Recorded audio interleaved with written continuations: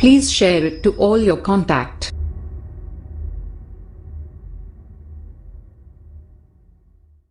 بسم الله الرحمن الرحيم وأن بالفتح عطفا وقرئ بالكسر استئنافا وكذا ما بعدها فلا يكون مضمون الجمل في الصحف على الثاني إلى ربك المنتهى المرجع والمصير بعد الموت المرجع والمصير بعد الموت فيجازيهم وأنه هو أضحك من شاء أفرحه وأبكى من شاء أحزنه وأنه هو أمات في الدنيا وأحيا للبعث وأنه خلق الزوجين الصنفين الذكر والأنثى من نطفة مني إذا تمنى تصب في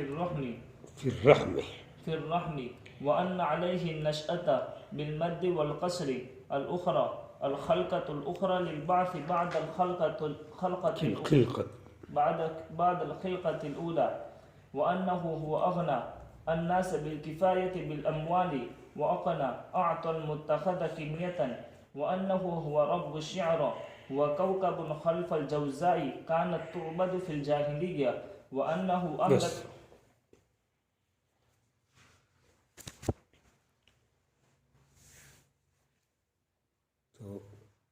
ولید بن مغیرہ کا واقعہ جو ذکر کیا تھا شان نزول کے ماتحت، خیر اسی کی کوئی تعین نہیں ہے، عام مسئلہ ایسے ہے آیت کے اس سے تعلق تو کیا اس کو اس کی خبر نہیں پہنچی کہ پہلے صحیفوں کے اندر موسیٰ علیہ السلام کے صحیفوں میں، ابراہیم علیہ السلام کے صحیفوں کے اندر کیا بات تھی اور ان باتوں کا ذکر کیا گیا؟ اوپر کتنی باتیں ذکر کی؟ 3 باتیں ذکر کی۔ یہ بات قرآن شریف میں بھی ہے، قرآن شریف میں تو آئی گئی ان کا ذکر کرنے کی وجہ سے، اور پہلے والے صحیفوں کے اندر بات، یعنی بات کو کیا کرنا؟ موقت کر دیا گیا۔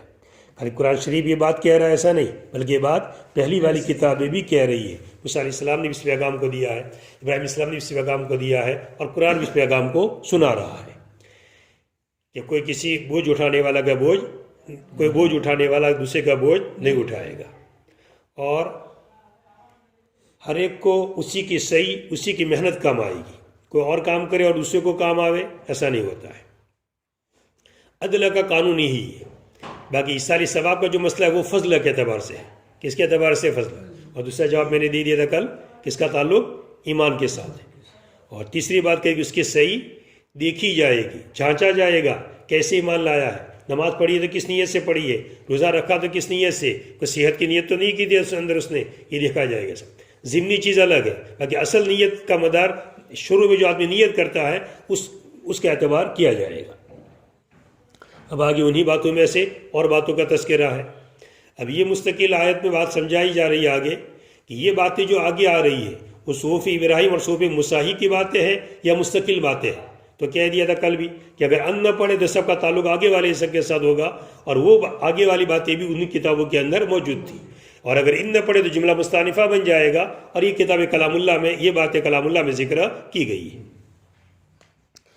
وَأَنَّ إِلَىٰ رَبِّكَ الْمُنْتَهَىٰ، انہی باتوں میں سے یہ بات ہے کہ بے شک آپ کے رب کی طرف پہنچنا ہے، بے شک آپ کے رب کی طرف پہنچنا ہے۔ یہ گویا کہ یوں کہہ دیجیے جو اوپر بات کہی گئی، ثُمَّ يُجْزَاءُ الْجَزَاءَ الْأَوْفَىٰ، اس کی علت ہے کہ تم کو پورا بدلہ دیا جائے گا۔ اللہ تعالیٰ تم کو پورا بدلہ دیں گے، ہر ایک صحیح کا پورا بدلہ اس کو دیا جائے گا۔ کیوں؟ اس لیے کہ سب کو کس کے پاس پہنچنا ہے؟ اللہ تعالیٰ کے پاس پہنچنا ہے، تو نتیجہ کس کے پاس ملے گا؟ اللہ تعالیٰ کے پاس ہے۔ اب اچھا کر کے جائے تو اچھا نتیجہ نکلے گا، اور برا کر کے جائے تو برا نتیجہ۔ وہ ان، اس کو کیسے پڑھیں گے؟ اور ان کو فتح کے ساتھ پڑھیے۔ اگر آپ فتح کے ساتھ پڑھیں گے تو عطف ہوگا آگے والے جملوں پر، وَأَنَّ سَوْفَ يُرَىٰ وَلَيْسَ لِلْإِنسَانِ إِلَّا مَا سَعَىٰ، تو آگے والے جملے پر کیا ہوگا؟ اس کا عطف ہوگا۔ اور اگر کسرہ کے ساتھ پڑھے، ان نہ پڑھے، وَإِنَّ، تو جملہ مستانفہ بن جائے گا، اور جملہ مستانفہ بن جائے گا۔ اور اسی طرح وہ کلمات جو اس کے بعد آ رہے ہیں، وَكَذَا مَا بَعْدَهَا، اور اسی طرح وہ کلمات جو اس کے بعد آ رہے ہیں، اس کے بعد کیا آ رہا ہے؟ وَأَنَّهُ أَزَكَىٰ وَأَبْكَىٰ وَأَنَّهُ أَمَاتَ، سب جگہ پر اگر ان نہ پڑھو تو آگے یہ ساتھ ہو جائے گا، اور اگر ان نہیں پڑھیں گے تو پھر ان نہ پڑھیں گے تو جملہ مستانف۔ وَكَذَا مَا، اسی طرح ان تمام جملوں میں جو اس کے بعد ہے، پس نہیں ہوگا اگر کسرہ کے ساتھ پڑھے آپ، اگر آپ کسرہ کے ساتھ پڑھے تو جملہ مستانفہ بنے گا، پس نہیں ہوگا جملوں کا مضمون پہلے، پس نہیں ہوگا جملوں کا مضمون صحیفوں کے اندر الثانی، دوسرے قول پر یعنی کون سے قول کے اوپر ان نہ پڑھنے کی شکل میں، الثانی یعنی ان نہ پڑھنے کی شکل میں. اور اسی طرح اس کے ما بعد والے جملے یعنی ان الی ربک المنتہی کے ما بعد والے جملے. بس اگر اس طرح پڑھیں گے آپ ان نہ پڑھیں گے تو نہیں ہوگا. جملے کا مضمون پہلے والے صحیفوں کے اندر الثانی دوسرے قول پر یعنی ان نہ پڑھنے کی شکل کے اندر ایک مستقل مضمون ہو جائے گا. آگے والا مضمون پورا ہو گیا. اب اللہ تعالیٰ نیا مضمون شروع کر رہے ہیں اور خود اللہ تعالیٰ ایک بات فرما رہے ہیں کہ سب کو کہا لوٹ کر جانا، اللہ تعالیٰ کے پاس پہنچنا ہے. منتہا کا معنی کیا کیا؟ المرجو، لوٹنے کی جگہ، لوٹنا. والمصیر، لوٹنا. بعد الموت، موت کے بعد کس کی طرف ہے؟ اللہ تعالیٰ کی. تو تمام امور کہاں لوٹائے جاتے ہیں؟ اللہ تعالیٰ کی طرف. اس سے کوئی بھی ضرورت ہو، کوئی کام تو کسے مانگنا چاہیے؟ اللہ تعالیٰ ہی سے مانگنا چاہیے. فیجازیہم، پس اللہ تعالیٰ ان کو بدلہ دے گا. وَأَنَّهُ هُوَ أَزَكَ وَأَمَاتَ وَأَزَكَ وَأَبْكَى، اور وہی ہے جو ہنساتا ہے اور رلاتا ہے. کبھی کسی کو ہنساتا ہے تو کسی کو رلاتا ہے. ایک ہی شخص کو کسی موقع پر ہنسا دیا تو اسی شخص کو کسی موقع پر کیا کر دیا؟ رلا دیا. یہ سب کس کی طرف سے؟ اللہ. یہ ایسی چیزوں کا تذکرہ ہے کہ جس کا انسان کے ساتھ کیا ہے؟ تعلق ہے. ان کا انسان کے ذات کے ساتھ اس کا تعلق ہے. انسان کی حالت مختلف ہوتی ہے. کوئی مر گیا تو ایک حالت کون سی ہوتی ہے؟ رونے کی. کوئی خوشی کا موقع پیش آ گیا تو کون سی حالت ہوتی ہے؟ ہنسا. تو یہ سب ہنسانا رلانا سب کس کی طرف سے ہے؟ اللہ تعالیٰ کی طرف سے. خود اس کے اختیار کے اندر نہیں ہے. ازا کا منشا، جس کو چاہے ہنسا. یا فراہ، اس کو کیا کر دے وے؟ ہنسانے کا مطلب خوش کر دے رہا. افر، اس کو خوش کر دے وے. واب کا منشا، اور جس کو چاہے رلاوے. رلانے کی کیا مطلب؟ احزن، اس کو غمگین کر دے وے. کوئی حالات ایسے پیش آ جائے، کوئی انتقال ہو گیا، مال لوٹ گیا، کوئی بیماری پیش آ گئی، کوئی تکلیف کھڑی ہو گئی تو اس کو کیا کر دیا؟ غمگین کر دیا. وَأَنَّهُ مَاتَ وَأَحْيَا، اور وہی ہے جو زندہ، جو مارتا ہے اور زندہ کرتا ہے. اور وہی ہے امات، مارتا ہے دنیا میں کہ دنیا میں کیا آ جائے گی؟ موت آ جائے گی، آدمی مر جائے گا. واحیا، اور زندہ کرے گا اسی کو جو مرا ہے، جو مرا اسی کو زندہ کریں گا. للباس، باس کے لیے. وَأَنَّهُ خَلَقَ الزَّوْجَيْنِ، اور وہی ہے کہ جس نے دو صنفوں کو یعنی مذکر اور مؤنث کو پیدا کیا. اب دیکھیے کہ اللہ کے کلام میں کیا حسن اور اللہ کے کلام میں کیا گویا کہ بلاغت بھری ہوئی ہے. وَأَنَّهُ أَزَكَ وَأَمَاتَ وَأَبْكَى، وَأَنَّهُ أَمَاتَ، تو یہاں پر ہوا کا اضافہ کیا. وَأَنَّهُ أَزَكَ، وہی ہنسا. ہوا کس کے لیے لایا گیا؟ حسر پیدا کرنے. بے شک وہی ہے جو ہنساتا ہے اور رلاتا ہے، اور وہی ہے جو موت دیتا ہے اور زندہ کرتا ہے.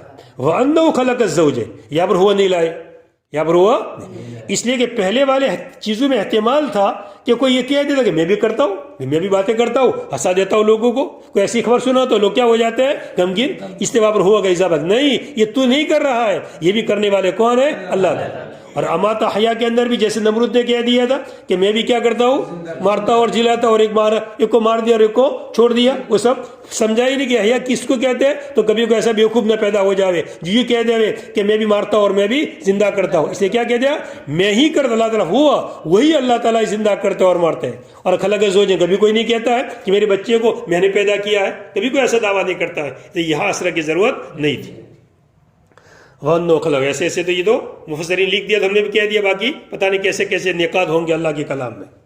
وَأَنَّهُ خَلَقَ الزَّوْجَيْنِ، اب ایسی چیزیں پڑھی گئی تو پھر تو سجدہ، وہ تو عرب لوگ تھے، سمجھنے والے تھے عربی کے ذاتے، تو فوراً سب سجدے کے اندر گر گئے. جیسے آگے سجدے کی آیت آ رہی ہے. وَأَنَّهُ خَلَقَ الزَّوْجَيْنِ، اور بے شک اللہ تعالیٰ نے دو صنفوں کو پیدا کیا، دو قسموں کو پیدا کیا، ذکر اور مؤنث، مذکر اور مؤنث. من نطفۃ، نطفے سے، منین یعنی منی سے، اذا تمنا تصب فی الرحم، جب کہ رحم کے اندر ڈالا جائے، رحم کے اندر بہایا جاوے، رحم کے اندر ڈالا جائے. منی کا قطرہ رحم میں ڈالا جاتا ہے اور اس سے بچہ وجود میں آتا ہے. رحم ایک ہی رحم ہے اور جانے والی چیز منی کہ وہی قطرہ ہے، مگر کبھی اس سے کون تیار ہو کر آتا ہے؟ مذکر. تو ابھی کبھی کون تیار ہو کر آتا ہے؟ مؤنث. یہ اللہ کی قدرت کہ ایک ہی نطفہ ہے، ایک ہی رحمدانی ہے، مگر کبھی اس سے کون نکلا؟ مذکر، اور کبھی اس سے کیا نکلا؟ مؤنث. یہ سب اللہ تعالیٰ کی قدرت کے اندر ہے. وَأَنَّ عَلَيْهِ النَّشْأَةَ الْأُخْرَى، اور بے شک وَأَنَّ عَلَيْهِ، اچھا وَأَنَّ عَلَيْهِ، اور اللہ ہی کے ذمے ہے دوسری دفعہ پیدا کرنا، دوسری دفعہ پیدا کرنا. اب یہ سب چیزیں گویا کہ ایسا کہیے جوڑ کی چیزیں پیدا کی، کبھی ہنساتے ہیں تو کبھی کیا کرتے ہیں؟ رلاتے ہیں.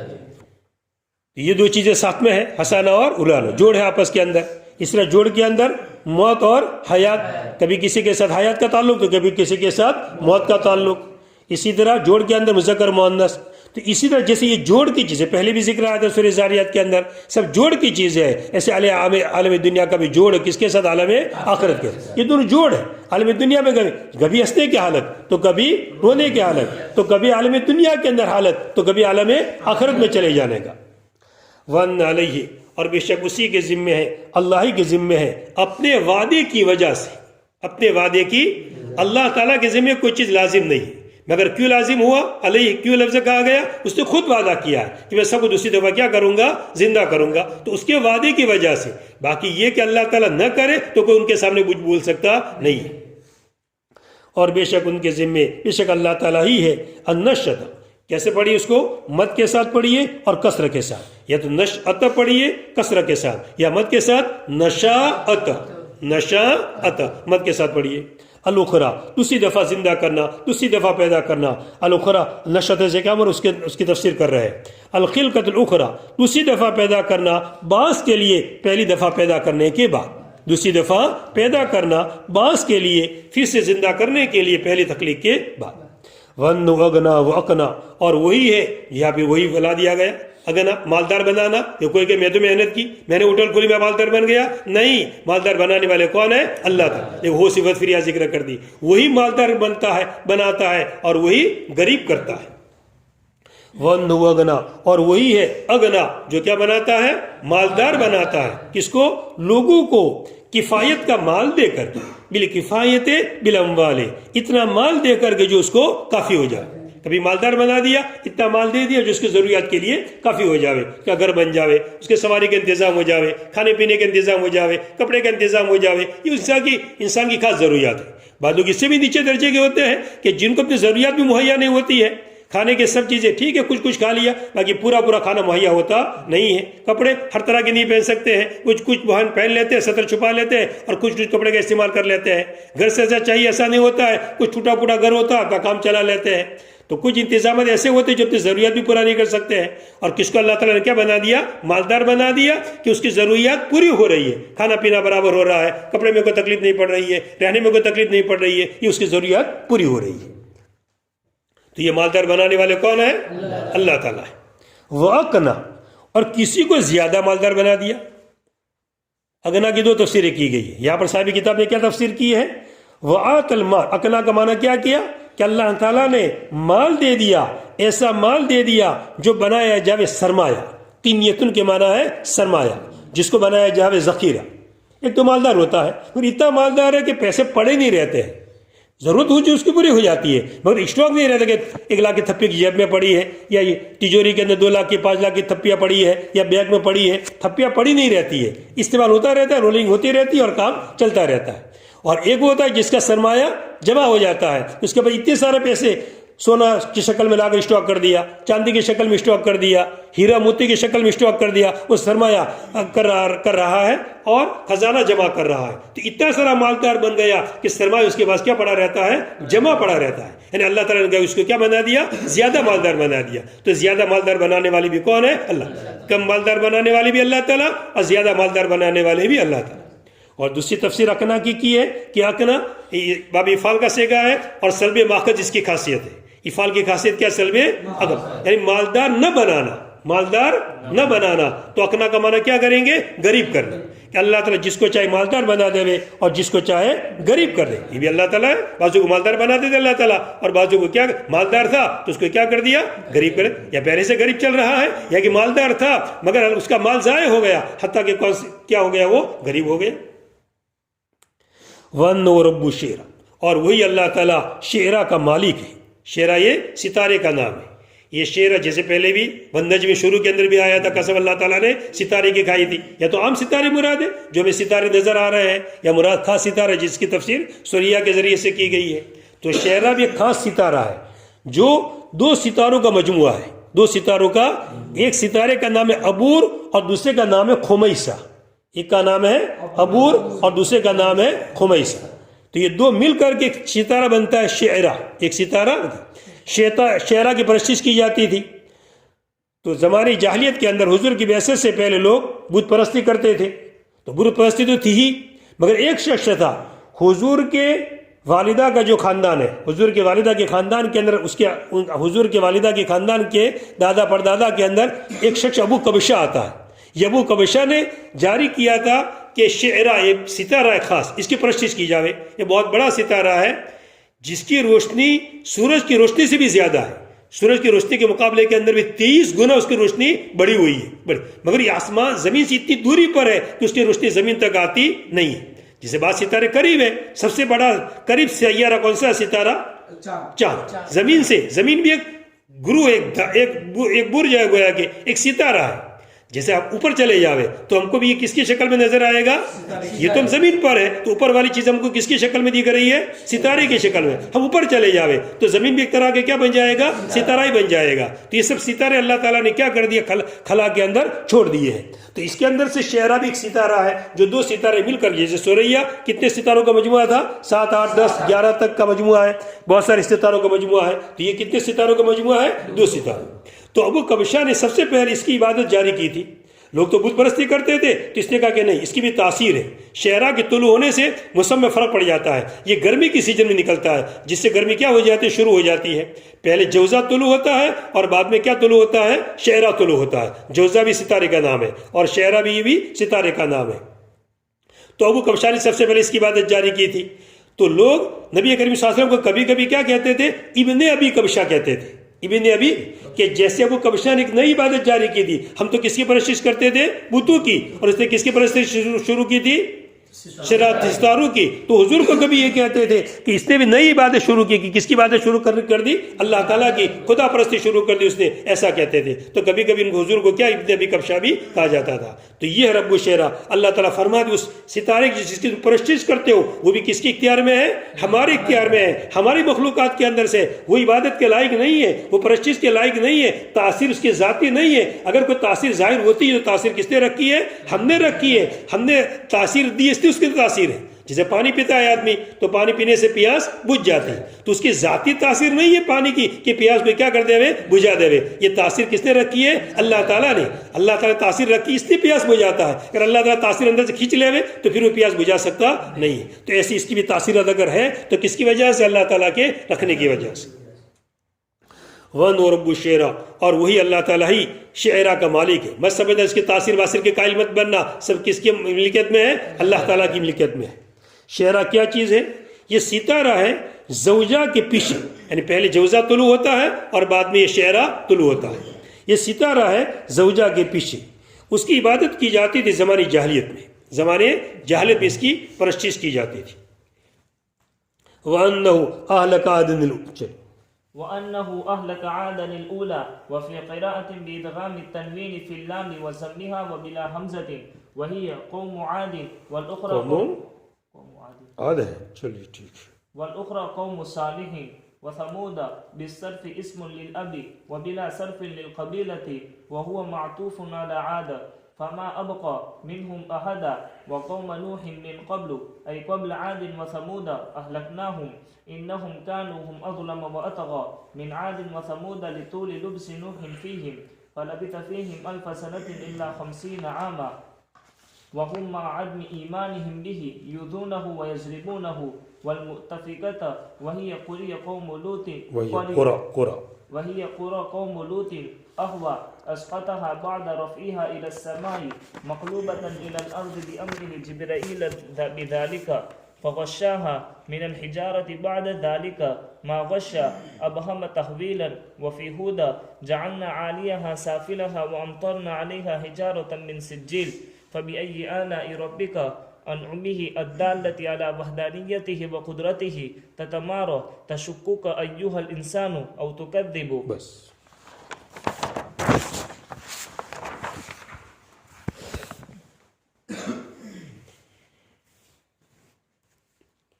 تو یہ سب مضمون جو اوپر ذکر کیا گیا یہ اللہ تعالیٰ کی نعمتوں کی لائن سے تھا، یہ سب نعمتوں کی لائن کی چیزیں تھیں۔ اب آگے نکمت کی لائن کی چیزیں، نکمت کو بتانا یہ بھی اللہ تعالیٰ کی نعمت ہے، نکمت کو بتانا یہ بھی اللہ تعالیٰ کی عبرت ہے، لوگ عبرت حاصل کریں گے کہ دیکھو ہم نے قوم نوح کو ہلاک کیا، قوم سمود کو ہلاک کیا، قوم عاد کو ہلاک کیا، قوم لوط کو ہلاک کیا، اگر لوگ اس سے کیا حاصل کریں؟ عبرت۔ جیسے ایک جگہ پر جانے کے دو راستے ہیں، ایک امن والا راستہ ہے اور ایک خطرے والا راستہ ہے۔ اب رہبری کرنے والے نے پوری رہبری کر دی کہ تو تم یہاں سے چلنا، اس راستے سے یوں ہو کر کے یہاں جانا، اس طرح ہو کر مت جانا، یہ دونوں باتیں اس نے کہہ دی۔ ایک ہی بات کیا تھا سیدھا وہ کہ یہاں سے تم جانا اور یوں ہو کر یہاں چلے جانا، ایک راستہ بتا دیا، اس کے بارے میں کچھ بولتا نہیں۔ تو ہو سکتا ہے کہ آدمی یہاں سے چلتا اور یہاں پہ دو راستے پڑتے تو کبھی سوچتا کہ چلو یہاں سے بھی جانا نہیں، یہاں سے بھی جانا ہے، یہ پکڑ لو، کیا فرق پڑتا ہے، یہی تو جانا ہے، یہ پکڑ لو۔ تو ہو سکتا ہے کہ آدمی غلطی میں شبہ میں پڑ سکتا تھا۔ تو دونوں راستوں سے صاف کے لیے کہنے والے نے دیکھو تم یہاں سے چلنا اور اس طرح گھوم کر کے یہاں چلے جانا، یہاں جانا ہے تم کو، یہاں سے تم مت جانا، سراتن کہہ دیا یہ راستہ تم مت پکڑنا، یہ راستہ خطرے والا ہے، یہ ٹھیک والا نہیں ہے، ڈاکو باکو رہتے ہیں، چور بور رہتے ہیں، کبھی کوئی خطرہ لاحق ہو سکتا ہے، اس نے صاف کہہ دیا۔ تو اب یہ نعمتوں کا بتانا اسی لیے ہے کہ اللہ تعالیٰ بتاتے ہیں، یہ واقعات بتاتے ہیں، دیکھو قوم ہود جیسے کام مت کرنا ورنہ حالات ایسے آئیں گے جیسے قوم ہود پر حالات آئے، قوم عاد جیسا کام مت کرنا ورنہ حالات ایسے آئیں گے، قوم لوط جیسا کام مت کرنا۔ تو اللہ تعالیٰ نے کیا کر دیا؟ دونوں راستے بتا دیے۔ یہ بھی کس کے اندر سے ہے؟ نعمتوں میں سے۔ جیسے کہ ابھی سورہ رحمان آئے گی اور سورہ رحمان کے اندر جنت کا بھی ذکر ہے اور جہنم کا بھی ذکر ہے، دونوں تذکرے ہیں۔ اور جنت کا ذکر کر کے بھی آئے تھے فَبِأَيِّ آلَاءِ رَبِّكُمَا تُكَذِّبَانِ، اور جہنم کا ذکر کر کے بھی یہ لفظ آتا ہے، اللہ تعالیٰ فرماتے ہیں فَبِأَيِّ آلَاءِ، تم تمہارے رب کے کون کون سی نعمتوں کی تکذیب کرو گے۔ حالانکہ جہنم کا ذکر کرنا، جہنم کے عذابات کا ذکر کرنا، یہ کون سی نعمت کی چیز ہے؟ یہ تو کس کی چیز ہے؟ عذابات کی۔ مگر یہ نعمت ہے کس کے اعتبار سے؟ کہ اللہ تعالیٰ نے بتا دیا کہ تم کو عالم آخرت میں جانا ہے، عالم آخرت میں جانا۔ اور عالم آخرت میں جانے کے لیے دو راستے ہیں، جانا تو چاہیے عالم آخرت میں، وہ تو کسی کو چھٹکارا تو ہے ہی نہیں، ہر ایک کو عالم آخرت میں تو کیا کرنا پڑے گا؟ پہنچنا ہی پڑے گا، عالم دنیا سے نکلنا ہے۔ جیسے ماں کے پیٹ سے نکلا اور دنیا کے پیٹ میں آیا، یہ جیسا یقینی ہے، کوئی شک و شبہ نہیں ہے، ماں کے پیٹ میں بچہ پیدا ہو گیا تو ہر ایک اس بات کا یقین کرتا ہے کہ ماں کے پیٹ میں رہا ہے وہ تو اب باہر وہ آئے گا، وہ باہر کوئی شک و شبہ نہیں کرتا ہے، ماں کے پیٹ میں ہی رہے گا وہ تو باہر نہیں آئے گا، کبھی ایسا دل میں شبہ تک پیدا نہیں ہوتا ہے۔ تو جیسا یہ یقینی ہے اسی طرح یہ بھی یقینی ہے کہ عالم دنیا میں جس عالم دنیا کے پیٹ میں رہا ہے وہ یقیناً عالم آخرت کے اندر وہ جانے والا ہے۔ عالم برزخ بھی ہوگا کہ عالم آخرت کے مقدمات میں سے کہہ دو، وہ بھی اسی کے مقدمات میں سے ہے۔ تو عالم آخرت میں اس کو جانا یقینی ہے۔ اب اس عالم آخرت میں جانا ہی ہے، اب اس کے دو راستے ہیں، ایک کون سا راستہ ہے؟ نیکی والا راستہ، ہدایت والا راستہ، اور ایک کون سا راستہ ہے؟ شرک والا راستہ، کفر والا راستہ، معاصی کا راستہ۔ دونوں راستے اللہ نے کھول کے بیان کر دیے ہیں۔ یہ ہدایت والا راستہ ہے، یہ سیدھا راستہ ہے، یہ اچھا راستہ ہے، عالم آخرت میں جا کر تم کیا رہو گے؟ کامیاب رہو گے۔ اور یہ راستہ شرک والا، معاصی والا، کفر والا، نفاق والا، یہ راستہ کون سا؟ غلط ہے، ڈاکہ زنی والا راستہ ہے، یہ ٹھیک ٹھاک نہیں۔ پہنچنا تو ہے تم کو وہاں، مگر پہنچنے کے بعد پھر کیا کرنا پڑے گا؟ مصیبتوں کا سامنا کرنا پڑے گا، تکلیفوں کا سامنا کرنا پڑے گا، اچھی طرح تم کو رہنے کے لیے وہاں ملے گا نہیں۔ اس سے اللہ تعالیٰ کی بھی نعمت ہوئی کہ دونوں راستے کھول کر کے اللہ تعالیٰ نے بیان کر دیے۔ اب اسی لیے یہاں پر یہ واقعات ذکر کیے جاتے ہیں کہ ان واقعات عبرت حاصل کرے، آدمی اپنی زندگی کو صحیح کرے۔ وَأَنَّهُ، اور بے شک اللہ تعالیٰ نے، اور بے شک اللہ تعالیٰ نے ہلاک کر دیا عاد اولا کو، عاد اولا کو۔ عاد اولا لفظ کیا پڑھا جاتا ہے؟ آدن، ہم کیا پڑھتے ہیں؟ آدن الاولا، ہماری قرات اس طرح ہے، آدن الاولا، یہ ہماری قرات ہے۔ اور ایک قرات میں کیا ہے؟ تنوین کی ادغام کے ساتھ لام میں، تنوین کے ادغام کے ساتھ لام میں، اور لام کا ضمہ، اور لام کا ضمہ بغیر حمزہ کے، بغیر حمزہ کے۔ کیسے پڑھیں گے بھی بتاؤ؟ عادل لولا، اصل لفظ ہے آدن، اصل لفظ ہے اہلک آدن، تنوین کے ساتھ آدن، تو نون کو کیا کر دیا؟ لام، اور لام کو لام میں کیا کر دیا؟ ادغام کر دیا، اور حمزہ کو کیا کر دیا؟ اڑا دیا۔ تو کیا پڑھیں گے اس کو؟ عادل لولا، عادل لولا، یہ ہوئی قرات۔ اور یہ عادی اولا ہے کون؟ یہ عادی اولا قوم ہود ہے، قوم، یہاں پر قوم عاد کہاں ہے؟ اور قوم ہود، خود اسلام کی قوم اس لیے قوم ہود، اور عاد ان کے دادا پردادا کا نام تھا، اسی کی نسبت سے ان کو قوم عاد بھی کہا جاتا ہے۔ والاخرى، تب عادی اولا یہ، تو عادی اخرى کون سی ہے بھائی؟ تو عادی اخرى کے بارے میں کہا کہ قوم صالح، تو اولا پہلے کے معنی میں اور اخرى پچھلی۔ قوم عاد ہی میں تو جو لوگ مسلمان ہو گئے تھے اور جو بچ گئے تھے وہ بعد میں رہے اور ان کی نسلیں چلی، بعد میں پھر ان کی کیا نسل جاری ہو گئی؟ بت پرستی۔ ان کو صالح السلام کو بھیجا گیا، سمجھایا گیا، انہوں نے نہیں مانا تو ان پر بھی کیا آیا؟ عذاب۔ تو اس کو عاد اخری کہا جاتا ہے۔ اور دوسری قوم صالح و سمود، اور اہلک عاد الاولی اور اہلک سمود، اہلک سمود۔ یہ سمود پر نسب دینے والا کون ہے؟ اہلک۔ کا عطف ہو رہا ہے، عاد پر عطف ہو رہا ہے، بس سمود عطف ہو رہا ہے کس کے اوپر؟ عاد پر۔ اس کو نسب دینے والا فما اب کا نہیں ہے جو پیچھے آ رہا ہے، وہ نسب نہیں دے رہا ہے، بلکہ پہلے والا فعل اس کو کیا دے رہا ہے؟ نسب۔ اور ہلاک کیا قوم عاد کو اور ہلاک کیا قوم سمود کو۔ سمود کیسے پڑھیں گے آپ؟ منصرف پڑھیے۔ اگر آپ منصرف پڑھیں گے تو باپ کا نام بنے گا۔ سمود کس کا نام بنے گا؟ باپ کا۔ تو اب مناصرف کے دو اسباب نہیں پائے گئے، اس سے کیا بنے گا؟ وہ منصرف بنے گا۔ اور غیر منصرف پڑھیں گے آپ، اس کو غیر منصرف بنائیں گے جب اس کا نام ہوگا قبیلے کا نام ہوگا۔ اب دو چیزیں پائی گئی، علمیت اور تانیث۔ قبیلتن تانیث دو آئے گی تو قبیلے کا نام ہو گیا، تو تانیث پائی گئی اور کیا پایا گیا؟ علمیت۔ اس کی وجہ سے کیا بن گیا؟ وہ غیر منصرف بن گیا۔ ہاں برابر دیکھنا، بصرف اسم للاب و بلا صرف اسم للقبیلۃ۔ امتحان پوچھے گا صرف کو واضح کیجئے کہ کون سا صرف کا صیغہ یہ ہے۔ بصرف یعنی کیا پڑھیں گے آپ؟ منصرف کے ساتھ پڑھیں گے، صرف کے ساتھ پڑھیں گے، منصرف پڑھیں گے تو اس وقت کیا بنے گا؟ باپ کا نام بنے گا۔ اور غیر بلا صرف، صرف کے بغیر، منصرف کے بغیر، یعنی منا صرف، یعنی منا صرف، غیر منصرف جس کو ہم کہتے ہیں، تو غیر منصرف پڑھیں گے یہ تو نام بنے گا کس کا؟ قبیلے کا۔ اور وہ معطوف ہے عاد کے اوپر۔ یہ سمود کس کے اوپر عطف کیا جا رہا ہے؟ عاد کے اوپر۔ فما ابقا منہم احد، بس ان میں سے قوم سمود میں سے ایک بھی باقی نہیں رہا، ان پر بھی عذاب آیا اور سب کو کیا کر دیا؟ ختم۔ وقوم نوح، اور قوم نوح، اس کا بھی تعلق ہے اہلک کے ساتھ۔ ہلاک کیا قوم عاد کو، ہلاک کیا قوم سمود کو، وہ باقی نہیں رہی، اور ہلاک کیا قوم نوح کو۔ اور ہلاک کیا قوم نوح کو من قبل، پہلے، کس سے پہلے؟ عاد سے پہلے اور سمود سے پہلے۔ سب سے پہلے ہلاک ہونے والی قوم نوح ہے، اور قوم نوح کو ہلاک کیا اس سے پہلے، عاد سے پہلے اور سمود سے پہلے۔ اہلکناہم، ہم نے ان کو ہلاک کر دیا۔ باقی کہنا چاہیے اہلکہم، لیکن صیغہ اہلکہ ہے اوپر، تو اس تفسیر میں اہلکنا کے بجائے اہلکہ کہتے تو زیادہ اچھا تھا۔ کیا خلاصہ تو وہی ہے۔ اللہ تعالیٰ فرماتے کہ ہم نے ان کو کیا کر دیا؟ ہلاک کر دیا۔ انہم کانوا ہم اظلم وابتغ، بے شک وہ بہت زیادہ ظالم تھے اور بڑے سرکش تھے۔ وہ یا تو اس سے مراد وہ سے کون ہے؟ قوم نوح، قوم نوح یہ زیادہ ظالم ہے اور زیادہ سرکش ہے، کس سے؟ قوم عاد سے اور قوم سمود سے۔ یا پھر ہم سے مراد تینوں قومیں یہ زیادہ سرکش تھے، قوم عاد، قوم سمود، قوم نوح، تو پھر من عاد و سمود نہیں کہیں گے بلکہ من غیرہم، کیا کہیں گے؟ ان کے علاوہ کے مقابلے کے اندر یہ قوم زیادہ سرکش تھی اور زیادہ ظالم تھی۔ اور بے شک یہ لوگ سب سے زیادہ ظلم کرنے والے تھے اور بڑے سرکش تھے قوم عاد کے مقابلے میں اور قوم سمود کے مقابلے میں۔ نوح علیہ السلام کے لمبا ٹھہرنے کی وجہ سے ان کے اندر، نوح علیہ السلام کے لمبا ٹھہرنے کی وجہ سے ان کے اندر کتنے سال ٹھہرے؟ 1000 سال، مگر 50 کم۔ اور وہ ان پر ایمان نہ لانے کے باوجود، اور وہ ان پر، نوح علیہ السلام پر ان کے ایمان نہ لانے کے ساتھ ان کو ستاتے تھے اور ان کو مارتے تھے۔ ایمان نہ لائے، یہ بھی ایک نبی، ایک نصیحت کرنے والا خیر خواہ آ گیا ہمارے پاس، اور خیر خواہ کی بات نہ ماننا، یہی کیا کم تکلیف دینا ہے؟ ایک آدمی بمبئی سے سفر کر کے، مستقل لمبا سفر کر کے تمہیں ایک اچھی بات کہنے کے لیے آیا، دیکھو بھائی ایسا مت کرو، اچھا نہیں۔ اب سب سے احسان اس کی خیر خواہی تقاضا ہے، اس کے بعد کیا کر لینی چاہیے تھی؟ مان لینی چاہیے تھی۔ تو نہیں مانی، یہ تو تکلیف دی ہی، اور اوپر سے اس کو کھانا بھی نہیں کھلایا، اس کو پریشان بھی کیا، مارا بھی اس کو۔ تو کہاں سے آیا؟ تھپڑے لگا دی اس کو۔ تو کتنا بڑا ظلم اس کے اوپر۔ خیر کا لمبا سفر کے نبی اللہ تعالیٰ کے پاس سے بھیجے ہوئے، بڑی خیر خواہی لے کر کے آئے، دیکھو عالم آخرت میں جانا ہے، کچھ جگہ تمہیں جانا ہے، تمہیں بمبئی آنا ہے، اس راستے سے آنا بھائی، اس راستے سے مت آنا، بار بار سمجھایا آ کر کے، فلاں راستے سے آؤ گے تم تکلیف میں پڑ جاؤ گے۔ اچھا خیر کھانا بیچارہ گھر آ کر کے آ گیا، مگر پھر وہی راستہ پکڑا جہاں سے نہ کا وہی پڑا اور مرا، پھر پریشان ہوا، ایکسیڈنٹ ہوا اور گیا وہ راستے کے اندر سے، اب وہ رو رہا، اب کیا فائدہ؟ تو پہلے تو انبیاء نے آ کر سمجھایا بھئی یہ راستہ پکڑنا، یہ مت پکڑنا، یہ مت پکڑنا، بار بار کا، ایک دفعہ نہیں 50 دفعہ کا، لاکھوں دفعہ کا، 9.5 سال تک کا۔ تو خیر خواہی کی بات نہ ماننا، خیر خواہ کی وہ تو الگ رہا، اور اوپر سے کیا کیا؟ ستایا۔ تو کتنے بڑے ظالم بنے لوگ۔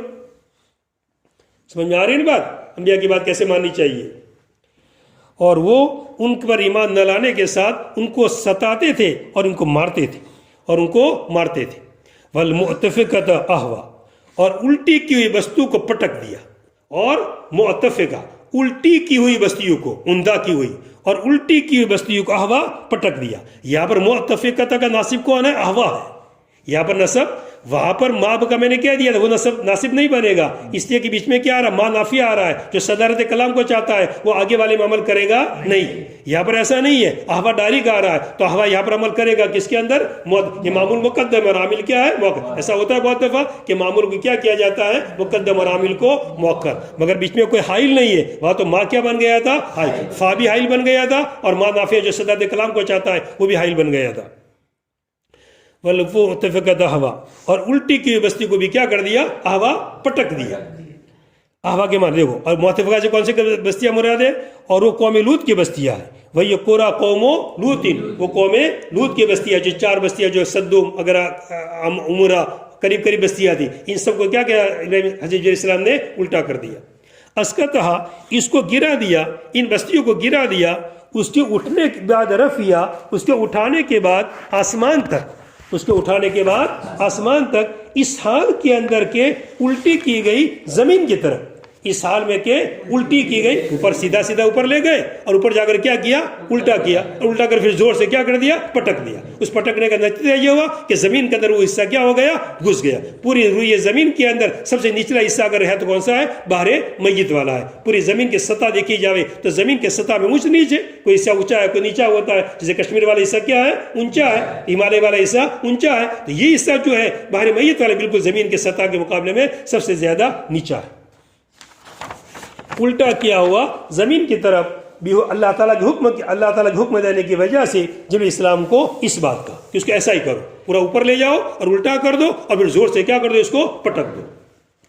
فغشاہا، پس اس کو ڈانپ لیا، ما غشا، جس نے ڈانپ لیا، جس چیز نے بھی ڈانپ لیا. اس کی وہم رکھا کس کے لیے، تحویل، ڈرانے کے لیے. جیسے کہتے ہیں نا، ہاں ہم نے باتیں کی جو کرنی تھی، اسی طرح ما ہوا جیسے پہلے بھی آیا تھا، ایسے یہ بھی وہاں ہم نے ڈانپا کسی بھی چیز سے. تم اس کا قیاس نہیں کر سکتے ہو، تمہاری عقلیں کام نہیں کر سکتی ہے. ہم نے ڈانپا تھا جس سے، تم یہ کہہ دو کہ ہم نے کس سے ڈانپا تھا، پتھروں سے ڈانپا تھا. اور پتھر کیسے تھے، وہ نشان لگے ہوئے تھے. الٹا بھی کر دیا اور اوپر سے کیا برسائے، پتھر بھی برسائے.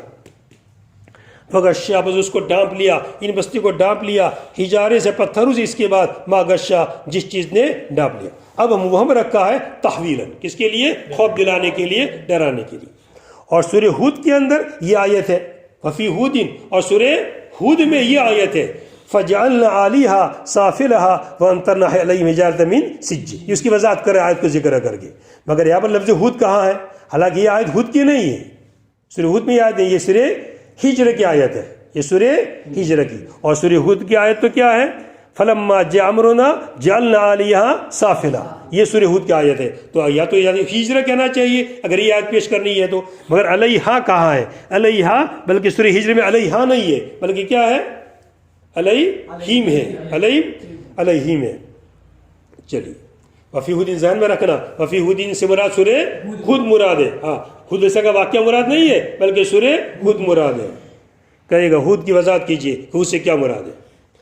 فَبِأَيِّ آلَاءِ رَبِّكَ تَتَمَارَىٰ، پس اے انسان تو اپنے رب کی کون سی نعمتوں میں جھگڑے گا. اے انسان تو اپنے رب کی کون سی نعمتوں کے اندر جھگڑے گا. اے انسان تو اپنے رب کی کون سی نعمتوں میں شک کرے گا. اے انسان تو اپنے رب کی کون سی نعمتوں کی تکذیب کرے گا. اتنی بڑی نعمتیں دے دی، توحید کا راستہ بتا دیا، رسالت والا راستہ بتا دیا، باس بعد الموت کا راستہ. یہ نعمتیں ہیں، یہ کم چیز ہے کہ جس دنیا میں تمہیں جانا ہے اس دنیا کا راستہ کھول کے بتا دیا کہ اس طرح تم چلنا، اس عالم آخرت میں تم کیا ہو جاؤ گے، کامیاب ہو جاؤ. یہ بڑی بڑی نعمتیں ہیں. جیسے سورہ نجمہ کے اندر شروع کے اندر جو قرآن کی نزول کا ذکر کیا گیا کہ قرآن تم کو کس ذرائع سے پہنچا ہے، کیسے سیکا روات کے ذریعے سے پہنچا ہے. ذرا سوچو کتنی بڑی نعمت ہم نے تم نے دی. پھر اس کے بعد ذکر کیا ان معبودان باطلا کا کہ جو فرشتے، اس ہم نے راستہ پہلے صحیح راستہ ہم نے بتا دیا ہے، اس راستے پر چلنا. یہ لات اور عزا والا راستہ تم اختیار مت کرنا ورنہ تم کیا ہو جاؤ گے، ہلاک ہو جاؤ گے.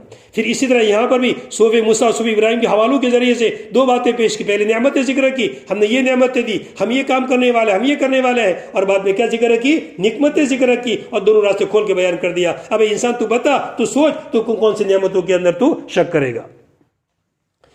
فَبِأَيِّ آلَاءِ رَبِّكَ، پر تیرے رب کی کون سی نعمتیں، بیانوں میں ہی اس کی نعمتوں کے بارے میں جو دلالت کرنے والی اللہ کی وحدانیت کے اوپر اور اس کی قدرت کے اوپر. تتمارا، اے تشک، انسان تو شک کرے گا. انسان جو کون سا انسان مراد ہے؟ یا تو ہر عاقل، زیادہ واضح یہ مطلق رکھا جائے یا زیادہ واضح جو بھی اس آیت کو پڑھے، کوئی بھی پڑھے گا اس کو اللہ تعالیٰ کہہ رہا ہے انسان تو سوچ لے کہ تیرے رب کی کون کون سی نعمتوں کا تو انکار کرے گا۔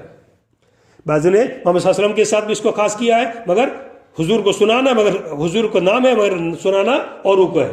یا جب موسیٰ علیہ السلام کے صحیفوں کی بات ہے تو موسیٰ علیہ السلام کا بھی تذکرہ کیا جا سکتا ہے، ابراہیم علیہ السلام کا بھی تذکرہ کیا جا سکتا ہے، مگر زیادہ واضح وہی ہے ہر ایک انسان جو بھی مطلق ہے، جو انسان اس کو پڑھے اس کو اللہ تعالیٰ کہہ رہا ہے۔ چلیے، تشک کو تو شک کرے گا انسان، تو کذب تو تکذیب کرے گا انسان۔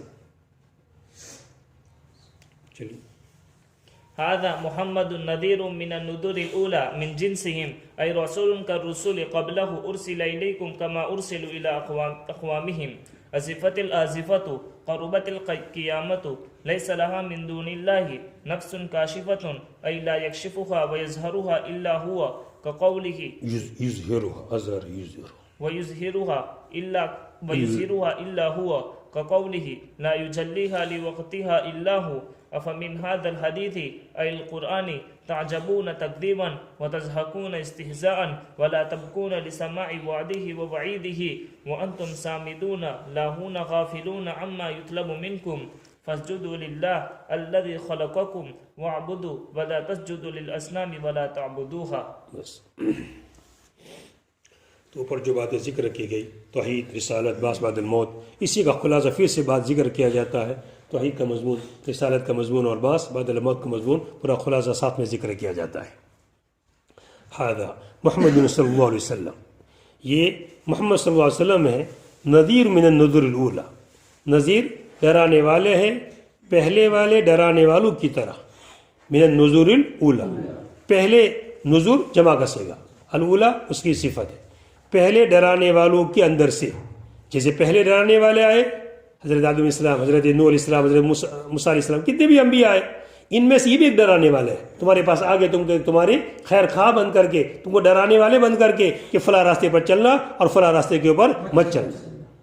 یہ محمد صلی اللہ علیہ وسلم نذیر ڈرانے والے ہیں پہلے والے نذوروں کے اندر سے، پہلے والے ڈرانے والوں میں سے، یعنی ان کی جنس سے، یعنی ان کی، یہ بھی رسول ہے، جیسے وہ رسول تھے، انبیاء تھے، ایسے یہ بھی انہی کی جنس سے، یعنی رسول ہیں ان کے پہلے رسولوں کی طرح تمہاری طرف بھیجے گئے ہیں، جیسا کہ وہ بھیجے گئے تھے اپنے قوم کی طرف، جیسے پہلے والے اپنے قوم کی طرف بھیجے گئے تھے، نوح علیہ السلام اپنے قوم کی طرف، خضر علیہ السلام اپنے قوم کی طرف، ایسے ان کو بھی بھیجا گیا اپنے قوم کی طرف لوگوں کو سمجھانے کے لیے، مگر آپ کی بعثت عامہ ہے، اولاً وہ خطاب جن کی طرف پہلے بھیجے گئے اور ان کے واسطے سے پوری دنیا۔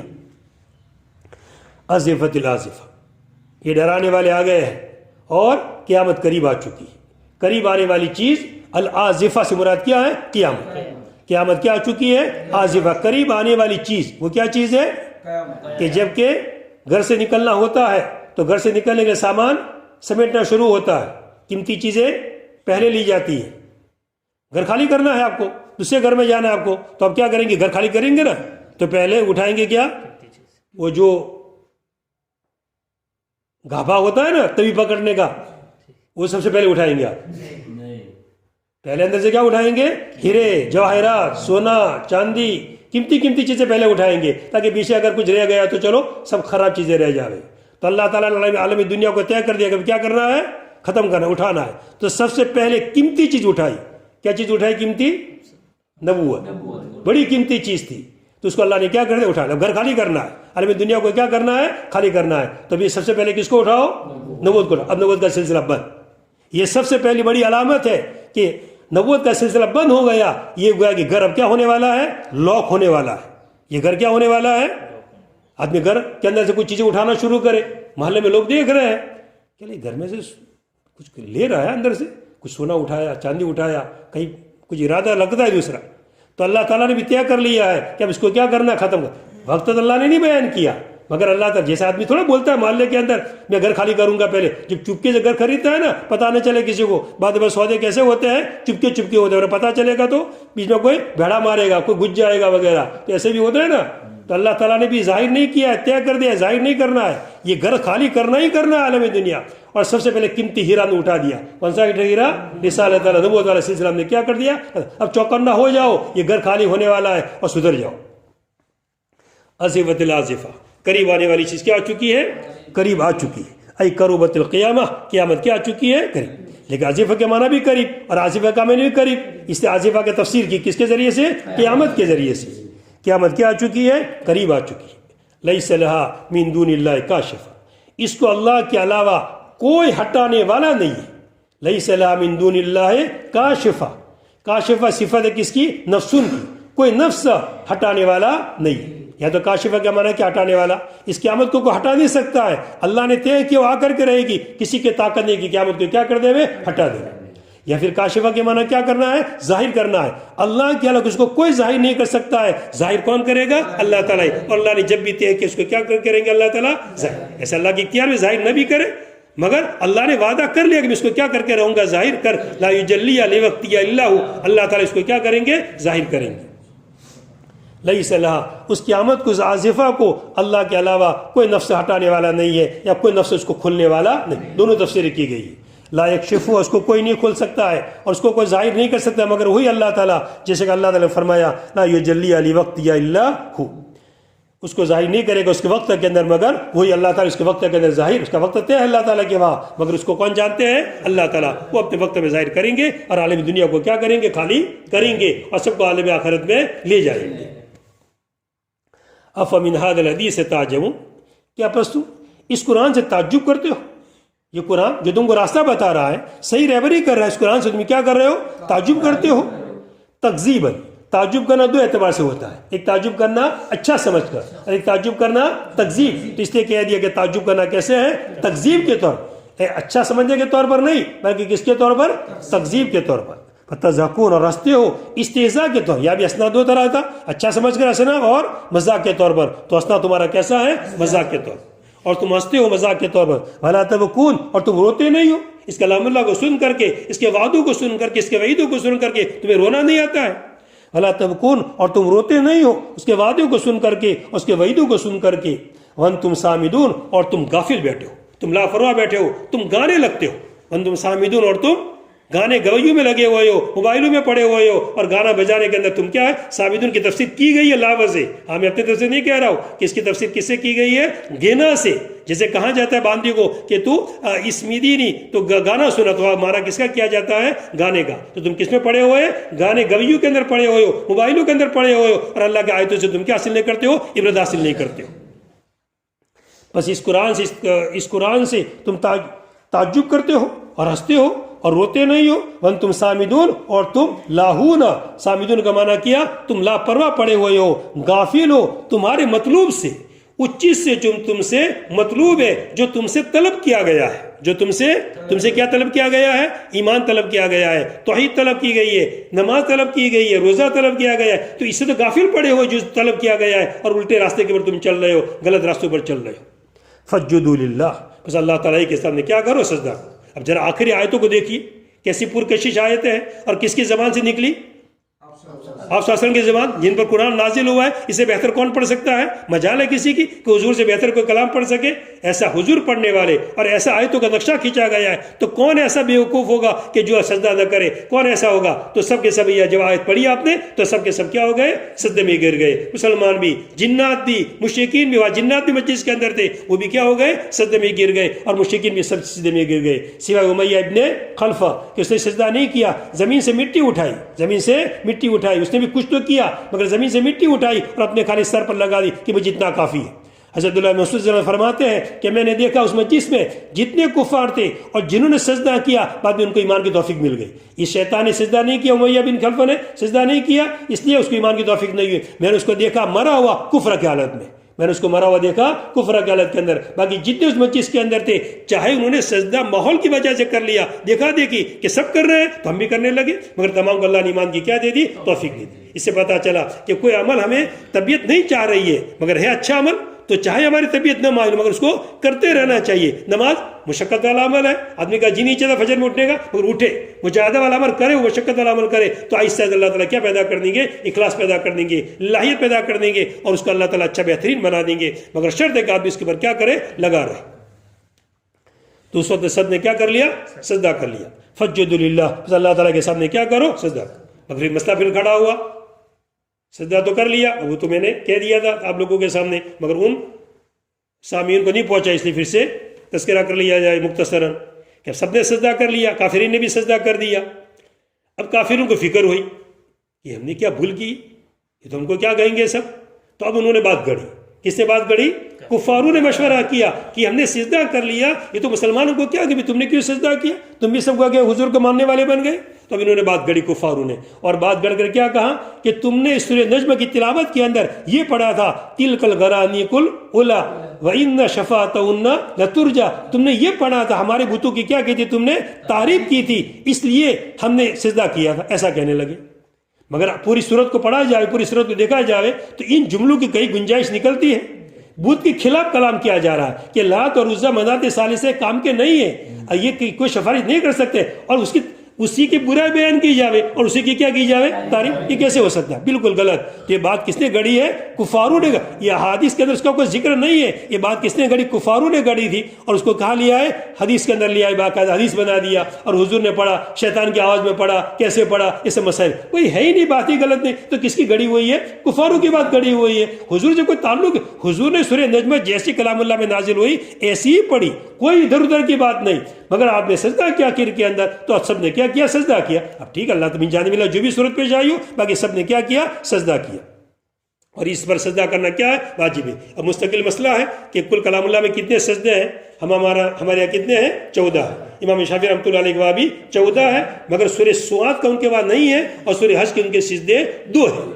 اور امام احمد ابن حنبل رحمۃ اللہ علیہ کے بعد 15 ہے. وہ سورہ حج کے دونوں سجدے مانتے ہیں اور سورہ سواد والا بھی مانتے ہیں. تو کل ان کے بعد سجدے میں. اور امام مالک رحمۃ اللہ علیہ کے بعد 13 ہے. یہ مفصلات کے جو سجدے ہیں وہ ان سجدوں کو نہیں مانتے، وہ سجدے کیا ہے؟ منسوخ ہے، وہ کہتے ہیں. مگر امام صاحب رحمۃ اللہ علیہ کے بعد یہ سجدہ کرنا کیا ہے؟ واجب ہے. کہ حضور نے بھی یہ سجدہ کیا تھا، اور آپ نے جب بھی اس کی تلاوت کی ہے، کبھی نماز کے اندر بھی اس کی تلاوت کی ہے تو آپ نے سجدہ کیا ہے. حضرت عمر نے بھی اس کی تلاوت کی ہے نماز کے اندر، اور آپ نے حضرت عمر رضی اللہ تعالیٰ نے بھی سجدہ کیا ہے.